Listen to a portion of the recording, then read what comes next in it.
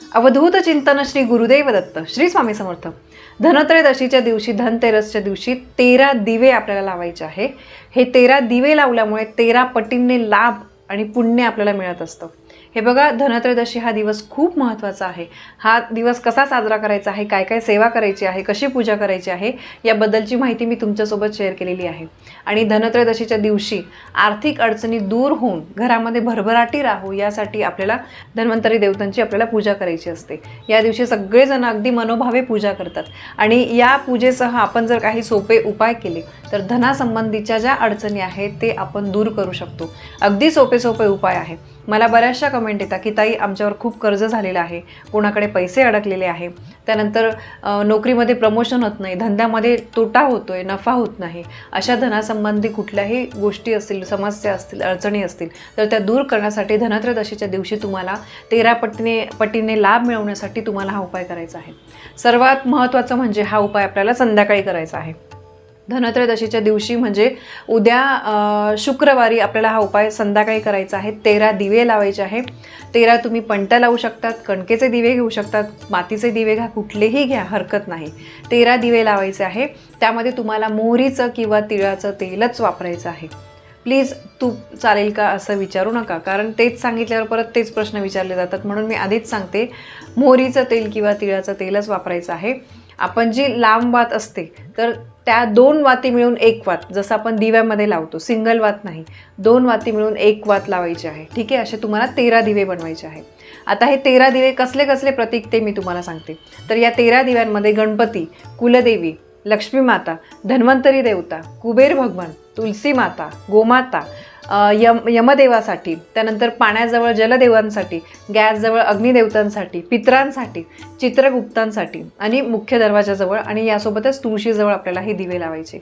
आता मी अगदी in detail तुम्हाला सांगते की कोणता दिवा कुठे आणि कशासाठी, कोणासाठी आपल्याला लावायचा आहे. या 13 दिव्यांचं महत्त्व काय आहे ही माहिती जर तुम्हाला आत्ता पटली तर 100% तुम्ही असे दिवे जे आहे आत्तापर्यंत धनत्रयोदशीच्या दिवशी तुम्ही लावले नसाल तर यावर्षी नक्की लावाल. तर ती माहिती पहिले तुम्ही ऐकून घ्या. धनत्रयोदशीच्या दिवशी कुटुंबातील सगळ्यांनी उपस्थित राहून हा दिवा जो आहे, हे दिवे जे आहे ते लावायचे आहे. दिवे प्रज्वलित करायचे आहे. तुम्हाला सांगितल्याप्रमाणे तिळाचं किंवा मोहरीचं तेल टाकायचं आहे. लांब ज्या वाती असतात तर त्याचे 2 वातींची मिळून 1 वात असं बनवायचं आहे. हे बघा, तर आता सगळ्यात पहिले म्हणजे तुम्हाला मृत्यूपासून बचाव करण्यासाठी, कुटुंबातील व्यक्तींना अनपेक्षित मृत्यूपासून वाचवण्यासाठी तुम्हाला घराच्या बाहेर जिथे डस्टबिन असेल किंवा घरामध्ये तुम्ही जिथे डस्टबिन ठेवता त्या साईडला, तिथे तुम्हाला त्या जागेवर तुम्हाला दक्षिणेकडे वात करून पहिला दिवा लावायचा आहे. ठीक आहे. यानंतर दुसरी गोष्ट म्हणजे सौभाग्य प्राप्तीसाठी तुम्हाला तुमच्या देवाऱ्याजवळ किंवा तुमचं मंदिर असेल, घरामध्ये देवघर असेल, छोटासा देवघर, मोठं देवघर, हरकत नाही, तिथे तुम्हाला सौभाग्य प्राप्तीसाठी दुसरा दिवा लावायचा आहे. यानंतर सौभाग्य, समृद्धी, धनसंपदा, भरभरून देवी लक्ष्मी आईचा आशीर्वाद मिळवण्यासाठी तुम्हाला तिसरा दिवा लक्ष्मी देवीसमोर लावायचा आहे. आपण जी कुठली पूजा मांडणी केली आहे तिथे लक्ष्मी देवीचा फोटो असेल, कॉईन असेल, मूर्ती असेल, तिथे तुम्हाला तिसरा दिवा लावायचा आहे. चौथा दिवा तुम्हाला तुळशीसमोर ठेवायचा आहे. घरामध्ये सुख आणि शांती यामुळे नांदते. त्यानंतर आपल्या घरामध्ये आनंद, प्रेम, शुभेच्छा आणि आनंदाचं स्वागत म्हणून, त्याचं प्रतीक म्हणून तुम्हाला 5वा दिवा घराच्या मुख्य दरवाजाच्या बाहेर लावायचा आहे. ठीक आहे. यानंतर आर्थिक संकट, आरोग्य संकटांपासून मुक्तीचे प्रतीक म्हणून आणि कीर्ती आणि नशीब घरामध्ये आणण्यासाठी तुम्हाला तेलाचा दिवा जो आहे तो पिंपळाच्या झाडाखाली लावायचा आहे. जवळपास कुठे पिंपळाचं झाड असेल तर तिथे तुम्हाला हा दिवा लावायचा आहे.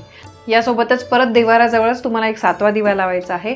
यानंतर घराभोवती सकारात्मक ऊर्जेचा प्रवाह कायम ठेवण्यासाठी तुम्हाला दुसरा दिवा लावायचा आहे. तुमचं जे बाथरूम असतं तर बाथरूमच्या बाहेरच्या दिशेला तुम्हाला हा दिवा ठेवायचा आहे. यानंतर घराच्या छतावर सुद्धा एक दिवा लावायचा आहे.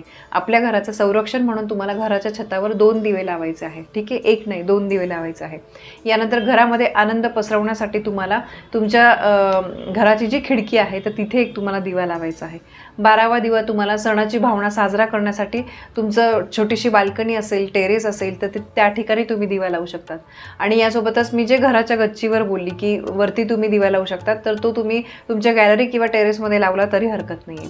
तर असे हे वेगवेगळ्या ठिकाणी म्हणजे बघा, इन शॉर्टमध्ये मी सांगते तुम्हाला, तिथे 1 लावा किंवा 2 लावा. तुम्हाला घरात तुम्ही जिथे डस्टबिन ठेवता तिथे, त्यानंतर घराच्या देवारामध्ये तुम्हाला लावायचं आहे, घराच्या बाल्कनीमध्ये किंवा गॅलरी टेरेस जे काही असेल, घराच्या खिडकीमध्ये. अशा प्रकारे तुम्हाला 13 दिवे जिथे जिथे ठेवता येतील तिथे तुम्हाला ठेवायचे आहे. आणि बघा, या प्रत्येक दिव्यामागे काहीतरी महत्त्व आहे. तर असे हे धनत्रयोदशीच्या दिवशी तुम्हाला 13 दिवे लावायचंच आहे. कुठला दिवा कसलं प्रतीक आहे हे सुद्धा मी तुम्हाला सांगितलं आहे. कुठल्या वेगवेगळ्या जागी लावायचे आहे ते पण मी तुम्हाला सांगितलं आहे. बघा, आपल्या घरामध्ये, आपल्या आयुष्यामध्ये धन हे खूप महत्त्वाचं आहे. आपलं शारीरिक धन घ्या किंवा पैशाच्या बाबतीत म्हणा, या दोन्ही गोष्टींचं सुख आपल्याला असणं, त्यासाठी आपण झटत असतो. आणि धनत्रयोदशीच्या दिवशी आपलं धन जे आहे ते टिकवून ठेवण्यासाठी तुम्हाला असे काही छोटे छोटे उपाय करायचे आहे. तसंच या दिवशी साखर, बत्तासे, खीर, तांदूळ, पांढरे कपडे, पांढऱ्या वस्तूंचं दान केल्यामुळे धनाची हानी जी आहे ती होत नाही. अशा गोष्टी केल्यामुळे आपल्या धनामध्ये वाढ होते. कामामध्ये येणारे जे काही अडथळे आहेत ते दूर होतात. त्यामुळे या दिवशी गरजूंना जमेल ते तुम्ही दान करा. जे तुम्हाला शक्य आहे ते तुम्ही दान करा.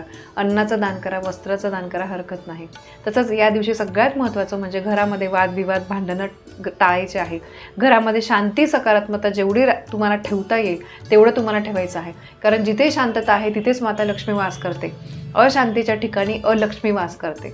मग त्या घरामध्ये दारिद्र्य येतं, गरिबी येते. त्यामुळे अशा शुभ दिवशी तर सगळ्यांनी मिळून आपण आपल्या वागण्यावर, आपल्या बोलण्यावर तुम्ही कंट्रोल ठेवा. कारण एका हाताने टाळी वाजत नाही.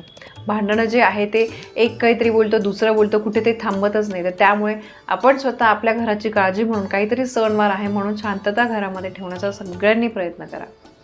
तर असं हे 13 दिव्यांना धनत्रयोदशीच्या दिवशी खूप महत्त्व आहे.